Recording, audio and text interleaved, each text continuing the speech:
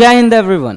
I hope you all are doing good. So my name is Aman Singh and today we are going to study the chapter 10th of class 11th NCERT. और आज के lecture में हम क्या देखेंगे, water in the atmosphere. तो ये भी आपका बहुत इंपॉर्टेंट चैप्टर रहने वाला है ना। तो 11th क्लास में आप देख रहे हो कि जितने भी चैप्टर्स हैं ना ज्योग्राफी के, ये कहीं ना कहीं आपके जो आप फाउंडेशन कोर्स में पढ़ते हो उतना सिलेबस आपके 11th के ज्योग्राफी में गिवन है। तो अगर आप सिर्फ 11th का भी एनसीईआरटी अच्छे से कर लेते हो तो आपका बहुत हद तक जो आपके ज्योग्राफी का सिलेबस है यूपीएससी वाला वो आपका कवर हो जाता है। और इस चैप्टर में आपको मैं बताऊंगा कि क्या क्या चीजें आपको ध्यान रखनी है। और एनसीईआरटी में देखो कितना सिंपल डेफिनेशन दे रखा है, तो इससे ज्यादा आपको डेप्थ रिक्वायर्ड नहीं होती है। जो एनसीईआरटी में गिवन है ना डेप्थ, जो आपके डेफिनेशन दिया रहता है, इससे ज्यादा आप कोई एक्स्ट्रा स्टैंडर्ड बुक लेके इससे जैसे बहुत सारे स्टैंडर्ड बुक में ना, जैसे फॉर एग्जाम्पल ड्यू हो गया, फॉग हो गया, इसके बहुत टेक्निकल डेफिनेशन दिए रहते हैं वहां पे। तो आपको उन सारे टेक्निकल डेफिनेशन के पीछे नहीं पड़ना है, आपका अननेसेसरी टाइम वेस्ट होगा। आपको क्या उठाना है, एनसीईआरटी उठाना है। एनसीईआरटी में जो भी डेफिनेशन दिया हुआ है उसी को सच मान लो, है ना। यहां पे आपको ज्योग्राफर नहीं बनना है, आपको एग्जाम क्लियर करना है, राइट। तो आज के लेक्चर में हम क्या क्या देखेंगे, सबसे पहले वाटर के बारे में समझेंगे। तो वाटर के बारे में इससे पहले भी हमने क्लास 10th में और भी अर्लियर क्लासेस में हमने देख रखा, वाटर के बारे में पढ़ रखा है। और वाटर आपके बहुत रेलिवेंट चैप्टर है यूपीएससी पर्सपेक्टिव से, ठीक है। मैं आपको अर्लियर लेक्चर में भी, प्रीवियस लेक्चर्स में भी ये सारी चीज़ें डिस्कस कर रखा हूँ कि वाटर का क्या रेलिवेंस है। हर साल आपके मेंस में वाटर से क्वेश्चन आ ही जाता है। लेकिन आज का जो हम कंटेंट पढ़ रहे हैं ये आपका प्रीलिम्स ओरिएंटेड कंटेंट है, ठीक है। तो प्रीलिम्स में जैसे आप क्लाउड फॉर्मेशन आप देखते हो, क्लाउड फॉर्मेशन से क्वेश्चन आ जाते हैं आपके, ठीक है। उसके बाद आप डिफरेंट टाइप ऑफ प्रेसिपिटेशन देखते हो, लाइक ड्यू, फॉग, मिस्ट, ये सब के बारे में हम देखेंगे। उसके बाद जो ह्यूमिडिटी होता है आपका, रिलेटिव ह्यूमिडिटी, एब्सोल्यूट ह्यूमिडिटी, उनके बीच में क्या डिफरेंस है, ये सब चीज़ें हम देखेंगे। तो सबसे पहले देख लो, The air contains water vapor. Water vapor varies from 0 to 4% by volume of the atmosphere. तो जो पूरे एटमॉस्फेयर का 4% के करीब है वाटर वेपर, ठीक है। अब आपको ये पता होना चाहिए कि जो वाटर वेपर होता है ये आपका शॉर्ट लिव्ड गैस होता है ना, short lived gas, short lived gas मतलब ये एटमॉस्फेयर में बहुत ज़्यादा देर तक नहीं रहता है, लेकिन कंटिन्यूअस इसका सप्लाई रहता है। तो इसलिए जो इसका परसेंटेज रहता है 0 to 4% तक वेराई करते रहता है। उसके बाद water vapour plays an important role in weather phenomena. आपको पता ही है कि मोस्ट ऑफ द जो वेदर फिनोमेना अकर होते हैं एटमॉस्फेयर में वो वाटर वेपर की वजह से होते हैं। उसके बाद वाटर आपके 3 स्टेट में एग्जिस्ट करता है। तो ये आप बचपन में भी पढ़े होंगे कि सॉलिड, लिक्विड और गैस, तीनों स्टेट में वाटर एग्जिस्ट करता है। सॉलिड में कब एग्जिस्ट करता है, जब आइस के फॉर्म में रहता है। लिक्विड तो है ही है, और गैसियस स्टेट में वेपर के, जब वेपर रहता है तो ये अपने गैसियस स्टेट में एग्जिस्ट करता है, ठीक है। तो ये सब बहुत बेसिक चीजें हैं जो आप ऑलरेडी साइंस में भी पढ़ के आते हो। उसके बाद the moisture in the atmosphere is derived from water bodies through evaporation and plants through transpiration. तो आपको बहुत बार माइंड में क्वेश्चन आता होगा कि ये मॉइस्चर आ कहाँ से रहे हैं। मॉइस्चर हम किसको बोल रहे हैं, जो भी वाटर वेपर आपके एटमॉस्फेयर में प्रेजेंट है उनको हम ह्यूमिडिटी या मॉइस्चर बोलते हैं ना। तो ये मॉइस्चर कहाँ से आ रहे हैं, तो ये मॉइस्चर बेसिकली आपके जो वाटर बॉडीज होते हैं वहां से आपके मॉइस्चर आते हैं। और दूसरा चीज, जो प्लांट आपके वाटर लॉस करते हैं थ्रू ट्रांसपिरेशन, ट्रांसपिरेशन प्रोसेस के थ्रू जो प्लांट अपना वाटर लॉस करते हैं थ्रू दी स्टोमेटा, जो प्लांट में स्टोमेटा होता है उसके थ्रू वो वाटर लॉस करते हैं। इस प्रोसेस को हम ट्रांसपिरेशन बोलते हैं। तो इस प्रोसेस की वजह से भी आपके एटमॉस्फेयर में वाटर वेपर प्रेजेंट रहते हैं। Then there is a continuous exchange of water between the atmosphere, the ocean and the continent through the process. और वाटर साइकिल के बारे में भी आप बचपन से पढ़ते हुए आ रहे हो कि कैसे जो वाटर साइकिल है ये बैलेंस रहता है ना। तो प्रेसिपिटेशन के फॉर्म में आपके ग्राउंड पे आता है और इवेपोरेशन के फॉर्म में आपका वापस से एटमॉस्फेयर में चला जाता है इन द फॉर्म ऑफ क्लाउड। समझ आए। तो इवेपोरेशन, ट्रांसपिरेशन, कंडेंसेशन और प्रेसिपिटेशन, तो ये 4 प्रोसेस जो है ये इंपॉर्टेंट प्रोसेस हैं वाटर वेपर से रिलेटेड। मतलब इवेपोरेशन होता है तो आपके वाटर वेपर मॉइस्चर एटमॉस्फेयर में जाता है। उसके बाद ट्रांसपिरेशन आपके जब प्लांट से लॉस होता है वाटर, ठीक है। कंडेंसेशन मतलब जब वाटर वेपर आपके वाटर ड्रॉपलेट्स में कन्वर्ट होता है ना, प्रेसिपिटेशन के फॉर्म में कन्वर्ट होता है। और उसके बाद आता है आपका प्रेसिपिटेशन, जो कि आप देखते हो वाटर ड्रॉपलेट जब आपके अर्थ पे फॉल करता है थ्रू क्लाउड्स, ठीक है। तो इसको हम बोलते हैं प्रेसिपिटेशन।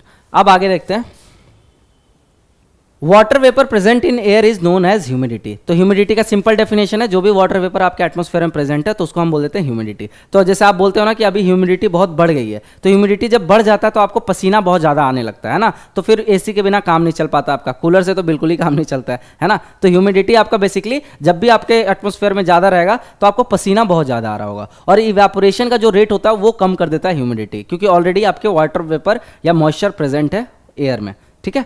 उसके बाद आपका दो टाइप का ह्यूमिडिटी होता है, ये चीज ध्यान रखना। एक होता है आपका एब्सोल्यूट ह्यूमिडिटी और एक होता है आपका रिलेटिव ह्यूमिडिटी। तो इसको सिंपल लैंग्वेज में समझो कि एक किसी पर्टिकुलर टेम्परेचर में, ठीक है, जो आपका actual amount of water vapour present है। तो जैसे फॉर एग्जांपल अगर हम एब्सोल्यूट ह्यूमिडिटी अगर हम कैलकुलेट कर रहे हैं तो यहां पे हम पूरे एयर की बात नहीं करेंगे, हम एक यूनिट ऑफ एयर लेंगे, ठीक है। जैसे हम पार्सल ऑफ एयर लिए, इसमें जितने भी मॉइस्चर प्रेजेंट है एट पर्टिकुलर टेम्परेचर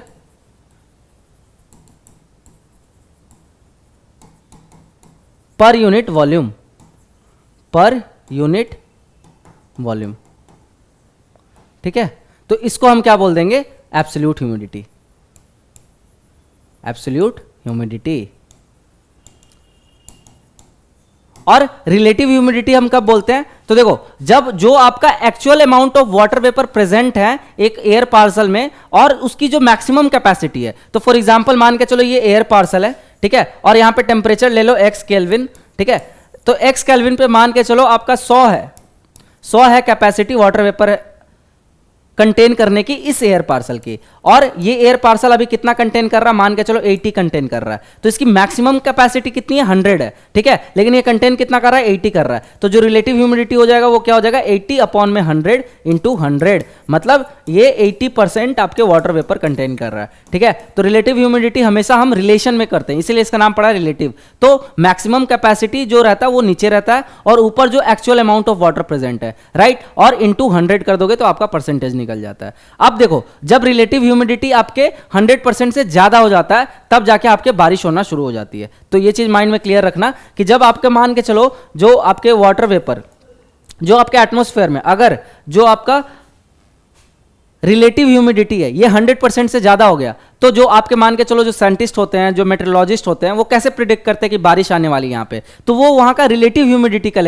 ये कैलकुलेट करते हैं। तो रिलेटिव ह्यूमिडिटी अगर 100 से ऊपर आ जाता है, मतलब जो कैपेसिटी है एयर की मॉइस्चर हेल्ड करने की, अगर उससे ज्यादा वाटर वो हेल्ड कर रहा है तो गिरेगा ही, है ना। जितनी अगर ओवरलोड हो जाता है, जैसे ये बकेट है, ठीक है, तो बकेट की एक मान के चलो 10 लीटर की कैपेसिटी है, इसमें मैं 11 लीटर पानी डालूंगा तो ये ओवरफ्लो तो करेगा ही। तो इसी मैनर में जब रिलेटिव ह्यूमिडिटी मान के चलो एयर की एक कैपेसिटी है मॉइस्चर होल्ड करने की, अगर उस कैपेसिटी को हम ब्रीच करते हैं तो वो बारिश के फॉर्म में क्या आता है, पानी नीचे आ जाता है, और उसी को हम क्या बोल रहे होते हैं, प्रेसिपिटेशन। तो आई होप अब आप लोगों को क्लियर हुआ होगा रिलेटिव ह्यूमिडिटी। और आपका तीसरा टर्म आता है आपका ह्यूमिडिटी कैपेसिटी या स्पेसिफिक ह्यूमिडिटी। तो वहां पे हम देखते हैं कि कितनी कैपेसिटी है एट पर्टिकुलर टेम्परेचर पर यूनिट वॉल्यूम उस पर्टिकुलर एयर पार्सल का मॉइस्चर होल्ड करने की, ठीक है। तो ये तीन टर्मिनोलॉजी आपको ध्यान रखना है। अब रीड कर लो, the actual amount of water vapour present in the atmosphere, it is the weight of water vapour per unit volume of air expressed in terms of grams per cubic meter, ठीक है। the ability of the air to hold water vapor depends entirely on its temperature। तो अगर मान के चलो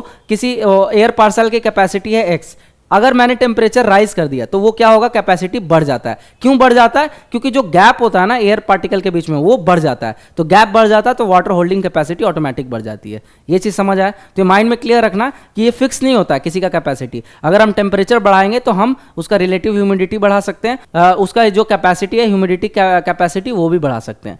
फिर आपका आता है it differs from place to place on the surface of earth. तो ऑब्वियस सी बात है कि जो आपके एयर पार्सल ओशन बॉडी पर रहेंगे तो उनकी कैपेसिटी ज्यादा होगी एज कंपेरिजन टू जो एयर आपके कॉन्टिनेंट में रहेंगे, ठीक है।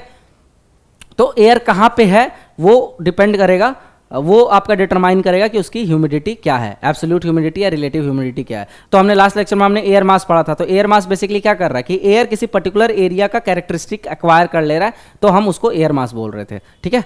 फिर देखो The percentage of moisture present in the atmosphere as compared to its full capacity at a given temperature, ये मैंने आपको समझा दिया। It is greater over the oceans and least over the continent। तो ये स्टेटमेंट में पूछ सकते हैं आपके एग्जामिनेशन में। आपको पता है यूपीएससी कैसे क्वेश्चन फ्रेम करता है, यही सारे स्टेटमेंट पिक करता है और इससे आपके ऑप्शन बना देता है। तो ये चीज़ ध्यान रखना, अगर बोलेगा कि ओशन के ऊपर के जो आपके एयर पार्सल रहते हैं इसकी जो ह्यूमिडिटी कैपेसिटी होती है ज़्यादा होती है एज कंपेरिजन टू कॉन्टिनेंट, तो ये स्टेटमेंट सही होगा आपका। फिर देखो आगे सैचुरेशन एंड ड्यू पॉइंट। तो सैचुरेशन हम कब बोल रहे हैं, तो जब आपका 100% मान के चलो जो कैपेसिटी है एयर पार्सल की उतना हमने उसमें एयर मॉइस्चर अगर डाल दिया तो वो आ जाएगी saturation point, right. So the air containing moisture to its full capacity at a given temperature is said to be saturated. और ड्यू पॉइंट हम किसको बोलते हैं, वो पॉइंट जहां से जिससे अगर थोड़ा सा ह्यूमिडिटी ब्रीच करेगा, ह्यूमिडिटी कैपेसिटी ब्रीच करेगा तो आपका क्या हो जाएगा, प्रेसिपिटेशन हो जाएगा। So this means that the air at the given temperature is incapable of holding any additional amount of moisture moisture at that stage. The temperature at which saturation occurs in a given sample of air is known as dew point. तो जिस temperature पे आपके saturation अकर हो रहा है उसको हम क्या बोल रहे हैं, ड्यू पॉइंट बोल रहे हैं. तो ये चीज ध्यान रखना, डायरेक्ट आपसे डेफिनेशन पूछ लेंगे. ड्यू पॉइंट किसको हम बोल रहे हैं, जिस टेम्परेचर पे आपके जो एयर है वो सैचुरेशन उसका हो रहा है. सैचुरेशन कब हम बोल रहे हैं, जब वो अपना मैक्सिमम कैपेसिटी जो उसका था उतना उसने मॉइस्चर होल्ड कर लिया है. तो ये चीज क्लियर रखना, जो जो मैं डेफिनेशन बता रहा हूं. अगर थोड़ा सा भी डाउट हो रहा है तो रिपीट करके दोबारा वीडियो देख लेना. फिर देखो आगे, इवेपोरेशन एंड कंडेंसेशन. तो इवेपोरेशन आपका क्या होता है, जो भी आपका वाटर होता है वो जब वेपर फॉर्म में कन्वर्ट होता है तो उसको हम बोलते हैं इवेपोरेशन. और कंडेंसेशन क्या होता है, इसका ऑपोजिट. मतलब जब आपका जो वेपर है उसको अगर मैं कंडेंस करूंगा, टेम्परेचर कम करूंगा, तो वो आपके वाटर ड्रॉपलेट्स में कन्वर्ट हो जाएगा, है ना, लिक्विड में कन्वर्ट हो जाएगा. गैस से लिक्विड में जब कन्वर्ट होता है तो उस प्रोसेस को हम क्या बोलते हैं, कंडेंसेशन. तो अगर मान के चलो लिक्विड से गैस हो रहा है, लिक्विड से गैस अगर मैं गैस में कन्वर्ट हो रहा है तो ये आपका हो गया evaporation.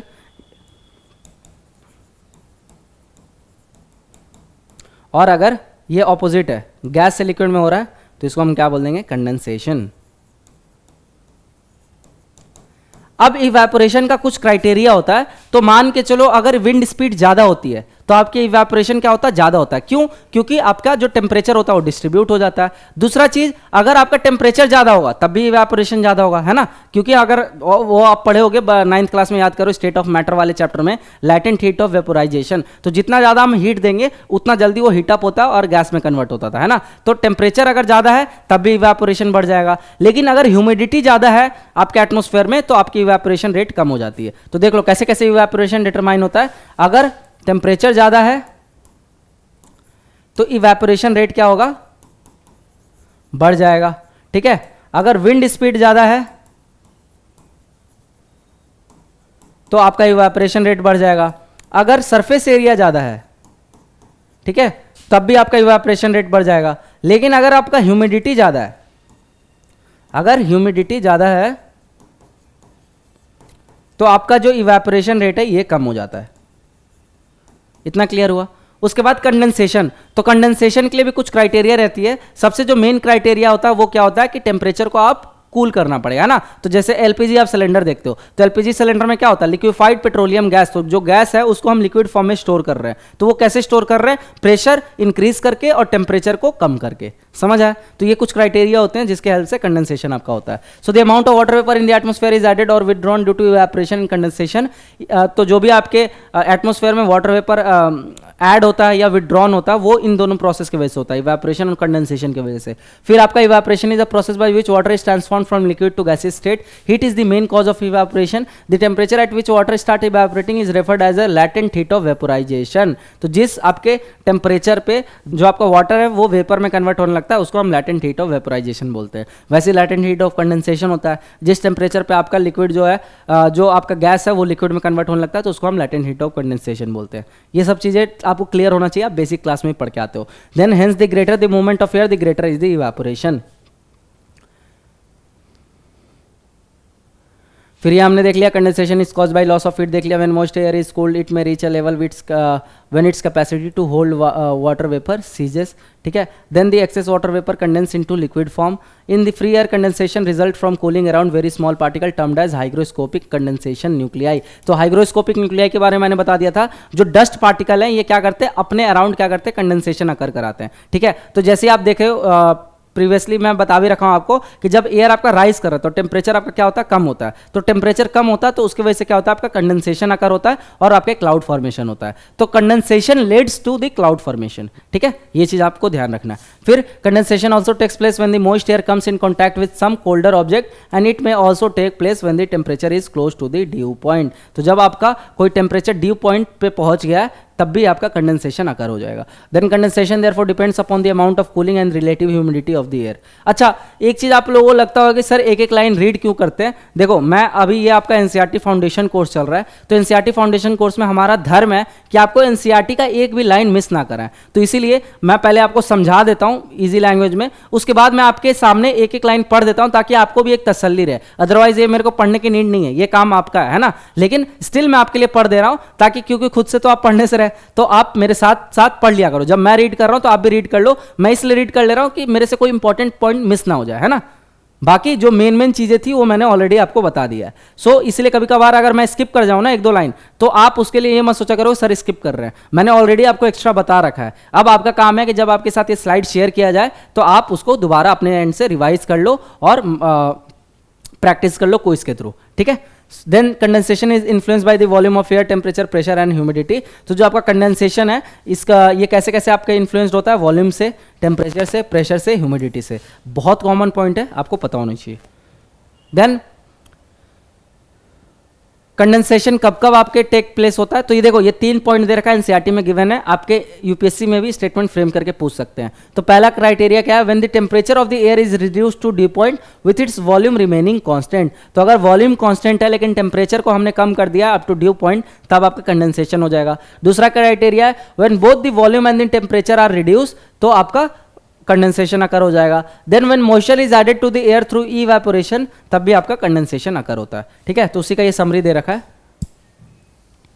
Then forms of condensation, तो फॉर्म्स ऑफ कंडेंसेशन में क्या क्या आता है, सबसे पहले तो आपका आता है ड्यू, फिर आता है आपका फ्रॉस्ट, फिर आता है आपका फॉग और फिर आता है आपका क्लाउड। तो कंडेंसेशन से आपके ड्यू फॉर्मेशन होता है, फ्रॉस्ट फॉर्मेशन होता है, क्लाउड फॉर्मेशन होता है और फॉग फॉर्मेशन होता है। अब एक एक करके हम चारों के कैरेक्टरिस्टिक को देख लेंगे, आपके एग्जाम के लिए बहुत ज्यादा रेलिवेंट है। तो सबसे पहले देखो ड्यू क्या होता है, ठीक है। तो ड्यू मतलब ये देखते होगे घास पे ये जो सुबह सुबह पानी आ जाता है, तो इसी को हम क्या बोलते हैं, ड्यू। तो ये ड्यू का खासियत क्या है कि ये आपके लोअर लेवल ऑफ एटमोस्फेयर पे फॉर्म होता है, मतलब ये ग्राउंड से चिपक के होता है ना।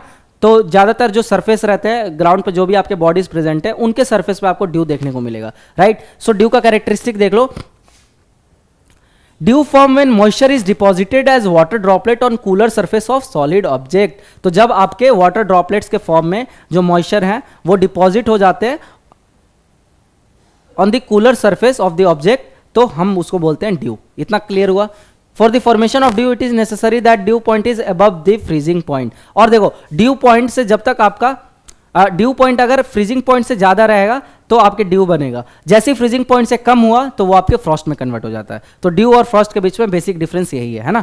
तो देखो कंडीशन क्या क्या है आपके ड्यू फॉर्मेशन के लिए, एक तो क्लियर स्काई होना चाहिए, काम एयर रहना चाहिए, हाई रिलेटिव ह्यूमिडिटी रहना चाहिए, ठीक है, ताकि आपके वाटर में मॉइस्चर कंटेंट ज्यादा हो। फिर कोल्ड एंड लॉन्ग नाइट्स रहना चाहिए। तो ये कोल्ड एंड लॉन्ग नाइट्स का क्राइटेरिया हमने फॉग फॉर्मेशन में भी देखा था, याद करो टेम्परेचर इन्वर्जन जो मैंने आपको बताया था, रेडिएशन फॉग। तो उस टाइम पे क्या हो रहा था आपका, उस टाइम पे बेसिकली अगर लॉन्ग विंटर नाइट है तो आपका अर्थ ज्यादा रेडिएट करेगा हीट को, तो नीचे वाला जो लेयर है ये क्या होता है आपका कंपैरेटिवली कूलर हो जाता है और ऊपर वाला लेयर आपके कंपैरेटिवली वार्मर हो जाता है। और इसी कंडीशन को हम क्या बोल रहे थे, टेम्परेचर इन्वर्जन बोल रहे थे। तो क्योंकि आपका नीचे वाला लेयर कूल हो गया तो इसके कांटेक्ट में जो भी डस्ट पार्टिकल्स है, जो भी गैसेस हैं, ये क्या करेंगे, कंडेंस कर जाएंगे अलोंग द हाइग्रोस्कोपिक न्यूक्लियाई, ठीक है। और वही आपके फॉग फॉर्मेशन हो जाता है, ठीक है। Fog just similar to cloud, cloud जैसे दिखते हैं, लेकिन द मोमेंट सन अपीयर्ड तो वो सारे जो फॉग होते हैं वो हट जाते हैं। तो अब ठंडी आ रही है तो अब आपको फॉग बहुत ज्यादा देखने को मिलेगा, समझ आया। वही फॉग जब डिपॉजिट हो जाएंगे किसी बॉडी पे इन दी वाटर ड्रॉपलेट फॉर्मेट तो उसको हम ड्यू बोल देंगे।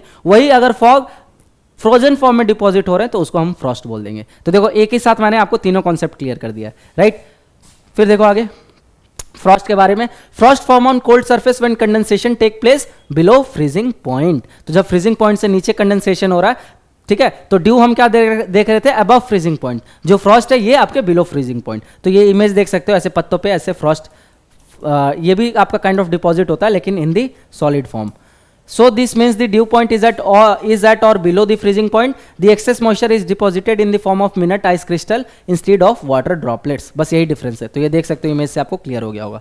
फिर देखो आगे फॉग एंड मिस्ट। अब देखो फॉग मैंने आपको बता दिया ऑलरेडी। मिस्ट में क्या डिफरेंस होता है, बेसिकली फॉग और मिस्ट में दो ही डिफरेंस है। मेन डिफरेंस ये है कि जो मिस्ट में ना मॉइस्चर कंटेंट जो होता है वो ज्यादा होता है, राइट। तो जब फॉग में फॉग से ज्यादा मॉइस्चर कंटेंट आ जाएगा तो उसी को हम मिस्ट बोल देंगे। तो यहाँ क्लियरली आपको मैं डिफरेंस दे रखा हूँ, आपके एनसीईआरटी में जो गिवन है वही है, मैंने अलग से कुछ नहीं लिखा है। तो फॉग क्या होता है आपका, पहले तो क्लाउड एट ग्राउंड लेवल। तो जो ग्राउंड लेवल पे आपके क्लाउड फॉर्मेशन होता है उसी को हम फॉग बोल रहे हैं। देन ड्रायर देन मिस्ट, तो मतलब इसमें जो मिस्ट से कम वाटर वेपर प्रेजेंट रहता है, ठीक है। Then forms where warm and cold air currents meet. तो जब आपका वार्म और कोल्ड जो एयर रहता है वो जब मीट होता है या वार्म और कोल्ड करंट मीट होते हैं तो वहां पे आपके फॉग फॉर्मेशन होता है, ठीक है। उसके बाद condensation around dust smoke salt particle. तो यही मैंने बता दिया कि जब आपका टेम्परेचर इन्वर्जन वाला फिनोमेना अकर हो रहा था तो जो हाइग्रोस्कोपिक न्यूक्लियाई हैं उनके अराउंड जो कंडेंसेशन प्लेस हुआ उसके वजह से फॉग फॉर्मेशन हुआ।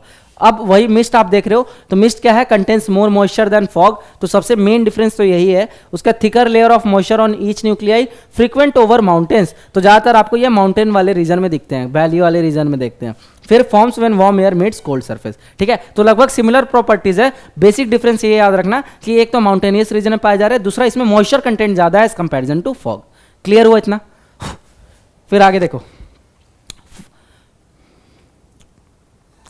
अब आता है हमारा क्लाउड।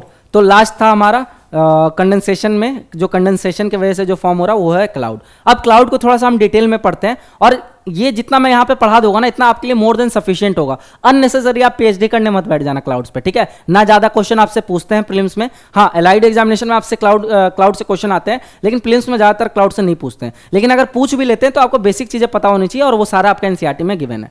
तो एक एक करके समझते हैं। अब क्लाउड जब आप देखते हो तो क्लाउड में डिफरेंट लेयर ऑफ क्लाउड होते हैं। कुछ आपके लो लेवल क्लाउड होते हैं, कुछ आपके मिडिल लेवल क्लाउड होते हैं, कुछ आपके हायर लेवल क्लाउड होते हैं, ठीक है। तो इसमें जो मेजर कैटेगराइजेशन है उसको आप कैसे याद रखोगे क्लाउड को, वो होता है एसएनसीसी से। एसएनसीसी, तो एस से क्या हो गया आपका स्ट्रैटस, एन से हो गया आप निम्बस, सी से हो गया आपका क्यूमुलस, और सी से हो गया आपका साइरस। तो ये लेयर है। अब इसमें भी फर्दर एक से मतलब इसमें जो दो मेजर क्लाउड है, ये दोनों आपस में मिलकर जैसे निम्बो स्ट्रेटस बनाते हैं, ठीक है। उसके बाद आपका क्यूमुलो निम्बस क्लाउड होता है, साइरो स्ट्रेटस होता है। तो इस टाइप के आपके अलग अलग क्लाउड बनेंगे। अब मैं आपको यहाँ पे एक ट्रिक बताऊंगा जिससे आपको तुरंत याद हो जाएगा कि कौन से मिडिल लेवल के क्लाउड है, कौन से अपर लेवल के क्लाउड है, और कौन से आपके लोअर लेवल के क्लाउड है। बाकी इनका शेप भी आपको ध्यान रखना है, ठीक है। तो देखो सबसे पहले तो ये देख लो क्लाउड क्या होता है। So cloud are a mass of minute water droplets और ट्राइनी क्रिस्टल ऑफ आइस। तो वाटर साइकिल में जब आप देखते हो इवेपोरेशन होता है और ऊपर जाते हो तो टेम्परेचर आपके कम होता है, तो वो टेम्परेचर जब कम होता है तो वो आपके क्लाउड फॉर्मेशन ले लेता है, ठीक है, गैसियस फॉर्म में आ जाता है। उसके बाद they are formed by the condensation of water vapour in free air at considered elevation. As clouds are formed at some height over surface over the earth, they take various shapes, और इनके shape के basis पे इनका नामकरण हुआ है। तो Cyrus जो होता है ये आपका हाई एल्टीट्यूड क्लाउड है, ठीक है।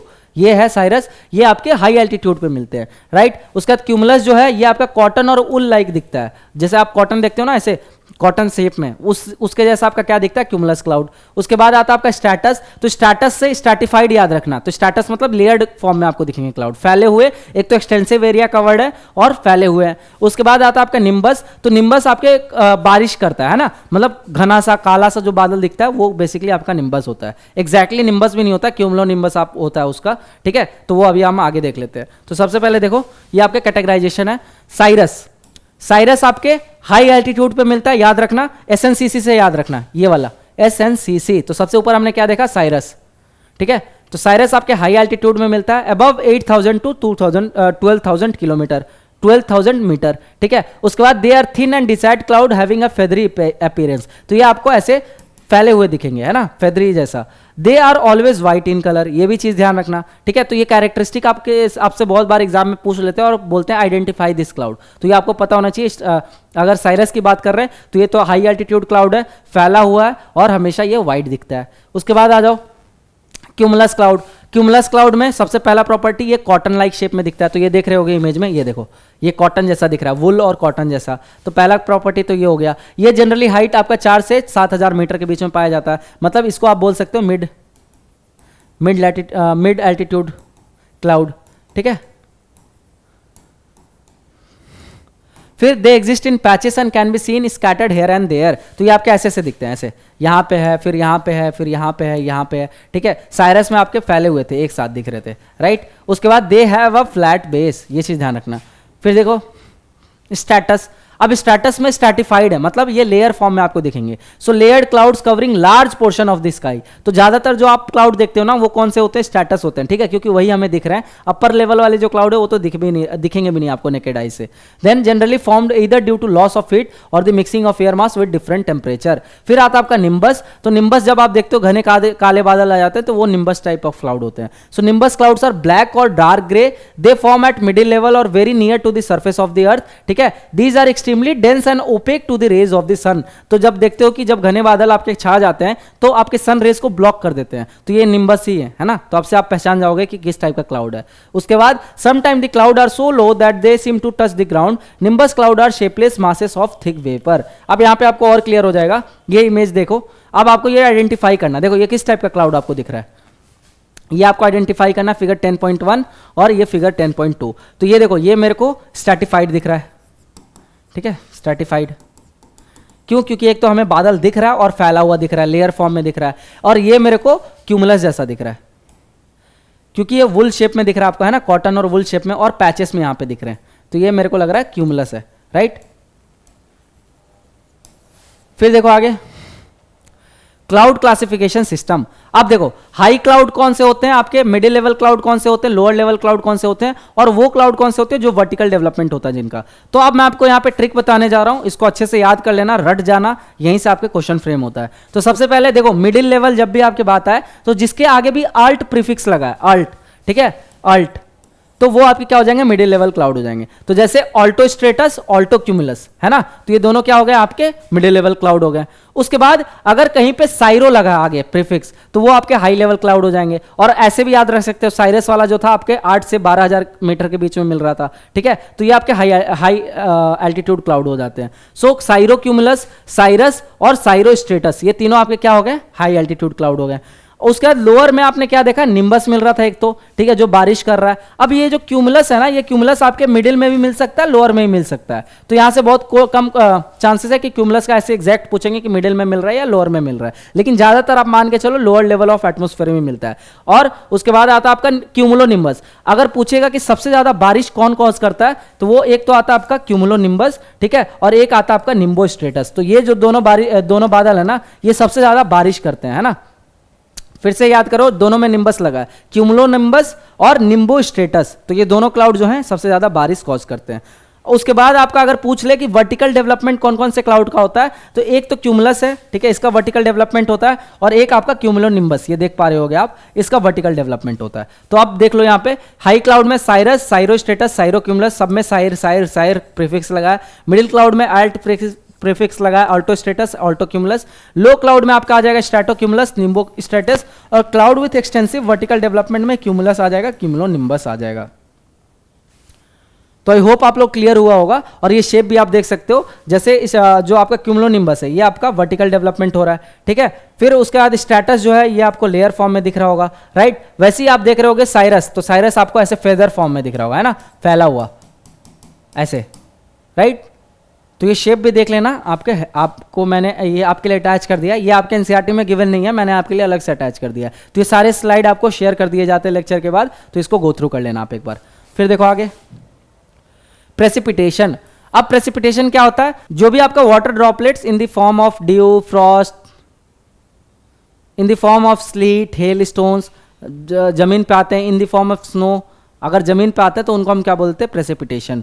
So the process of continuous condensation in free air helps condense particle to grow in size. When air resistance fails to hold them against the force of gravity, they fall onto the earth surface. So the release of moisture after the condensation of water vapour is known as precipitation. तो ये जो line है, ये definition हो गया precipitation का। The release of moisture after the condensation of water vapour is known as precipitation. Precipitation में take place in liquid और सॉलिड फॉर्म, मतलब बारिश के फॉर्म में भी आ सकता है और आपके सॉलिड फॉर्म में, मतलब बर्फ के फॉर्म में भी गिर सकता है, समझ है। उसके बाद precipitation in the form of water is called rainfall. तो जो बारिश के फॉर्म में आएगा उसको रेनफॉल कहेंगे, जो आपके सॉलिड के फॉर्म में आएगा उसको स्नो कहेंगे, या हेल स्टोन कहेंगे, या स्लीट कहेंगे। अब इन सब के बीच में हम डिफरेंस भी देखेंगे। तो ये आपके अलग अलग टाइप के दिखते हैं, रेनफॉल, स्लीट, स्नोफॉल, हेल, इन सब के बीच का डिफरेंस देखेंगे, है ना हम।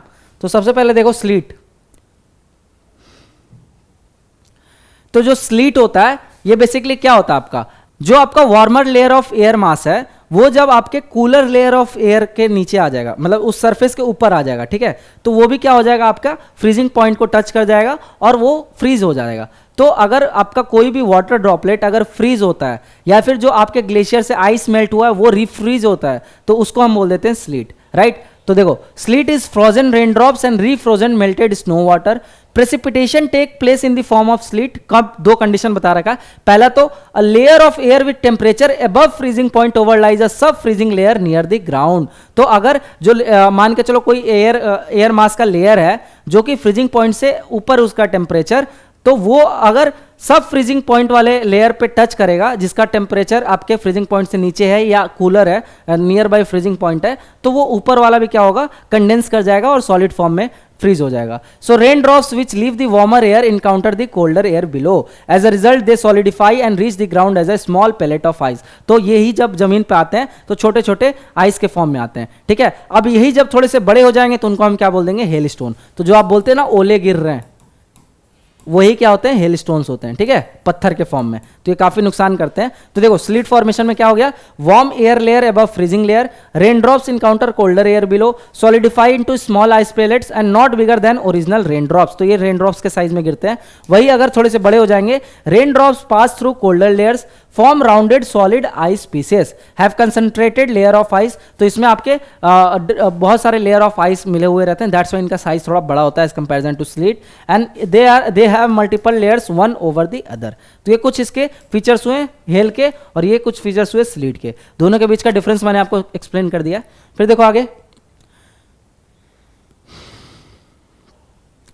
टाइप्स ऑफ रेनफॉल, ठीक है। टाइप्स ऑफ रेनफॉल आपको देखना है तो तीन टाइप के आपके बेसिकली रेनफॉल होते हैं। एक तो होता है आपका कन्वेक्शनल रेनफॉल, दूसरा होता है आपका ओरोग्राफिक रेनफॉल, तीसरा होता है आपका साइक्लोनिक रेनफॉल। अब तीनों को मैं आपको एकदम सिंपल लैंग्वेज में एक्सप्लेन कर देता हूं, फिर आगे जो लिखा है हम उसको रीड कर लेंगे, ठीक है। तो कन्वेक्शनल रेनफॉल कब होता है आपका, तो जनरली जब आप इक्वेटोरियल रीजन में देखते हो तो वहां पे क्या होता है, वहां पे आपके इंसुलेशन ज्यादा है, तो इंसुलेशन की वजह से क्या होता है, वहां पे कन्वेक्शन करंट जनरेट होते हैं। तो जब ये कन्वेक्शन करंट ऊपर जाते हैं, राइज करते हैं, ठीक है, तो ये अपने साथ क्या करते हैं, पार्टिकल्स को ऊपर ले जाते हैं। अब जब कोई पार्टिकल्स ऊपर जा रहा है तो टेम्परेचर क्या हो रहा है, कम हो रहा है। टेम्परेचर कम हो रहा है तो कंडेंसेशन अकर होगा और उसी के कारण क्लाउड फॉर्मेशन होता है, ठीक है। तो जो भी आपका क्लाउड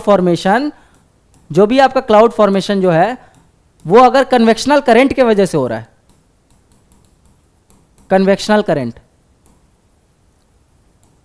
तो उसको हम क्या बोल देंगे, कन्वेक्शनल रेन। तो क्लाउड फॉर्मेशन होगा तो वहां से बारिश तो हो गई, राइट। और ये किस एरिया में होंगे, ज्यादातर इक्वेटोरियल रीजन या ऐसे रीजन जहां पे आपके सनलाइट अच्छे से आ रही है, ठीक है। उसके बाद आता है आपका ओरोग्राफिक। अब ओरोग्राफी हम किसको बोलते हैं, माउंटेन्स को, ठीक है। ओरोग्राफ, जब माउंटेन की स्टडी जो हम करते हैं उसको ओरोग्राफी बोलते हैं। तो जब भी आपके मान के चलो कोई विंड कोई आपके एयर मास जा रही है, ठीक है, किसी वाटर बॉडीज के थ्रू, तो उसमें कुछ मॉइस्चर आ जाता है। अब मान के चलो किसी एयर जो आपका विंड है, एयर मास है, उसके पाथ में अगर कोई बैरियर आ गया ऐसे, ठीक है, माउंटेन, तो वो क्या करेगा, ये एयर को ऑब्स्ट्रक्ट करेगा। तो जब ये एयर को ऑब्स्ट्रक्ट करेगा तो ये ऊपर चढ़ने लगेगा, है ना। तो कोई चीज अगर मान चलो अपने रास्ते में तेज से आ रही है, अगर कोई बैरियर आ गया, ठीक है, तो ये ढकेलेगा और ये ऊपर चढ़ जाएगा, है ना। तो जब ये ऊपर चढ़ जाएगा तो क्या होगा, टेम्परेचर कम होने लगेगा और आपका क्या होगा, क्लाउड फॉर्मेशन हो जाएगा। तो इस प्रोसेस को हम क्या बोलते हैं, यहाँ पे जब ये ऊपर चढ़ने लगता है तो इसको हम बोलते हैं असेंड कर रहा है, और यहाँ पे क्या हो रहा है, एडियाबैटिक कूलिंग हो रहा है, ठीक है, एडियाबैटिक कूलिंग। एडियाबैटिक कूलिंग जब होता है तो आपका क्या होता है, कंडेंसेशन अकर होता है, कंडेंसेशन होगा तो क्लाउड फॉर्मेशन होगा, ठीक है। क्लाउड फॉर्मेशन होगा तो आपके रेनफॉल हो जाएगा, रेनफॉल अकर हो जाएगा। अब मान के चलो रेनफॉल अकर हो गया तो जो भी आपके एयर मास में या जो एयर में आपके जो मॉइस्चर प्रेजेंट थे वो तो पानी बन के नीचे आ गया। अब जब ये दूसरी साइड जाएगा, ये सेम एयर मास, ठीक है, इसको क्रॉस करके इस बैरियर को, तो यहां पे अब इसके पास मॉइस्चर प्रेजेंट नहीं है, ठीक है, तो ये क्या करने लगेगा, सबसाइड करने लगेगा। तो जब ये सबसाइड कर रहा है तो इसमें कुछ फ्रिक्शन जनरेट होगा, है ना, वार्मिंग होगा। तो वार्मिंग की वजह से वापस ये थोड़ा सा ऊपर तो उठेगा, लेकिन क्योंकि अब इसमें मॉइस्चर नहीं है तो यहां पे क्लाउड फॉर्मेशन नहीं होगा। तो इसीलिए आप देखते हो कि पहाड़ के या कोई भी आपके बैरियर होता है, उसके एक साइड आपका क्या बनता है, आपका विंडवर्ड साइड बनता है, एक बनता है आपका लीवर्ड साइड। विंडवर्ड साइड में आपके अच्छा खासा बारिश देखने को मिल रहा है, तो यहां पे आपको ट्रॉपिकल एवरग्रीन फॉरेस्ट मिलेंगे या लश ग्रीन फॉरेस्ट देखने को मिलेंगे। वही जो दूसरे साइड, क्योंकि यहां पे मॉइस्चर प्रेजेंट नहीं था बादल में, ठीक है, तो यहां पे बारिश नहीं हुआ, तो ये आपका रेन शैडो जोन बन जाता है, ठीक है, मतलब यहां पे आपके ड्रॉट लाइक कंडीशन हो जाता है। तो एक साइड पहाड़ के बारिश हो गया, दूसरे साइड आपके सूखा पड़ गया, ठीक है। तो जो जहां सूखा पड़ रहा है उसको हम लीवर्ड साइड बोल रहे हैं, जहां से विंड आपके एंट्री किया था उसको हम विंडवर्ड साइड बोल रहे हैं। तो ये चीज क्लियर रखना, ठीक है। तो आई होप आप लोगों को ओरोग्राफिक रेनफॉल समझ आ गया। और इससे रिलेटेड एग्जांपल क्या याद करोगे आप, शिनूक, ठीक है। आप वेस्टर्न घाट का एग्जांपल ले सकते हो, वेस्टर्न घाट्स। तो वेस्टर्न घाट के आप वेस्ट में देखो तो लश ग्रीन फॉरेस्ट है, वही ईस्टर्न साइड में देख लोगे कोयम्बटूर वगैरह वाले रीजन में तो सेमी आपके एरिड रीजन है ना। तो उसका जो पीछे का कारण है वो यही है। उसके बाद आता है आपका साइक्लोनिक रेन। तो जो साइक्लोनिक रेन है ना, ये बेसिकली आपका किससे एसोसिएटेड है? अब देखो ये सब कन्वेक्शनल रेन के बारे में दे रखा है, ये सब प्रोसेस ये ऑलरेडी मैंने आपको बता दिया है। फिर देखो आगे, ये आपके स्लिट एंड हेल फॉर्मेशन दे रखा है। फिर आपके ओरोग्राफिक रेनफॉल दे रखा है, ठीक है। तो ओरोग्राफिक भी मैंने बता दिया, windward slope, air force to ascend mountain, air expand and cool, moisture condense, receive greater rainfall. Leeward slope में air descend and warms, capacity to hold moisture increases, remains rainless and dry, form rain shadow area. तो यही चीज मैं आपको explain कर रहा था। फिर देखो आगे साइक्लोनिक रेन। अब साइक्लोनिक रेन जो होता है ना, वो जनरली आपके एक्स्ट्रा जो ट्रॉपिकल साइक्लोन होता है उससे एसोसिएटेड होता है। तो एक्स्ट्रा ट्रॉपिकल साइक्लोन क्या था आपका? टेम्परेट साइक्लोन, है ना। तो देख रहे थे जब आप फ्रंट फॉर्मेशन हो रहा था तो आपको दिख रहा होगा, जब आपका कोल्ड फ्रंट बन रहा था तब भी आपके क्लाउड फॉर्मेशन हो रहा था, बारिश हो रही थी। कौन सी बारिश? आपके क्यूमुलनिम्बस वाला, ठीक है। वही वार्म फ्रंट हो रहा था तो आपके स्ट्रेटस वाला बन रहा था, राइट। तो बारिश दोनों ही केस में हो रही थी। तो वो बारिश जो कि आपके फ्रंट के फॉर्मेशन की वजह से हो रही है उसको हम क्या बोल देंगे? Cyclonic rainfall. समझ आया? उसके बाद आप वैसे ट्रॉपिकल साइक्लोन भी लेते हो तो वहां पे भी जब आईवॉल आप देख रहे थे, ये स्पाइरल फॉर्मेशन हुआ था और इसके साइड साइड में कंडेंसेशन हुआ, तो यहां पे आपके बारिश हो रहा था, आईवॉल, ठीक है।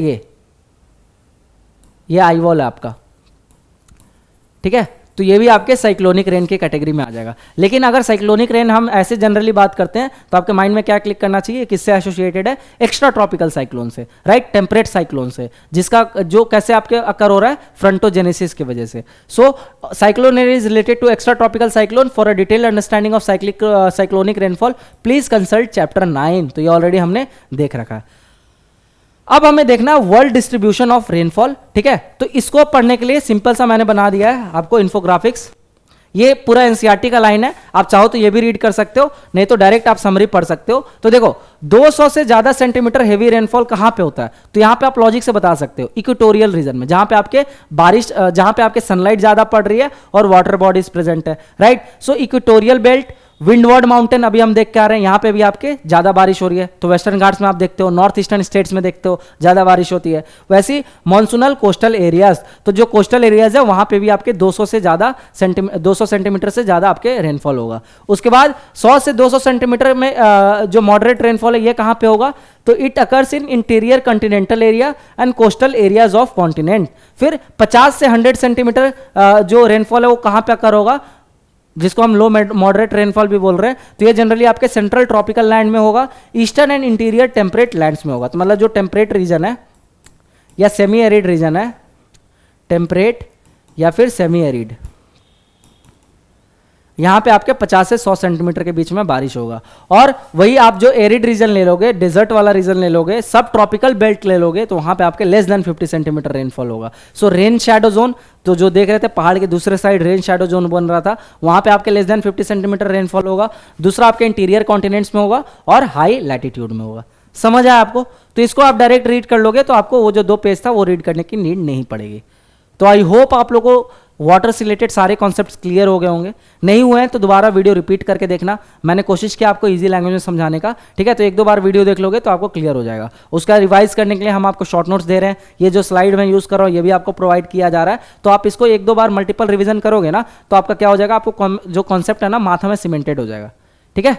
तो आई होप आप लोगों को मजा आ रहा होगा। आपका ज्योग्राफी पूरा 11th में ही क्लियर हो जाएगा, राइट। उसका 12th में तो हम ह्यूमन ज्योग्राफी की तरफ जाएंगे। तो 11th वाले ज्योग्राफी को भी अगर आप अच्छे से कर जाते हो तो आपका प्रीलिम्स का काम बहुत आसान हो जाएगा। ज्योग्राफी आपको अलग से कहीं और करने की नीड नहीं होगी। तो मिलते हैं फिर आपके साथ नेक्स्ट क्लास में। आज के लिए इतना ही। Thank you and all the best. जय हिंद।